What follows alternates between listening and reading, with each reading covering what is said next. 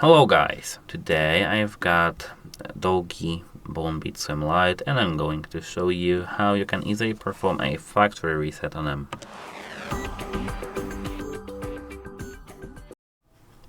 To perform a factory reset, you need to at first take a look at this side of your headphones. Here I've got volume plus and here I've got power button. Here, as you can see this little plus and this circle. This circle is multifunctional button which is used for power.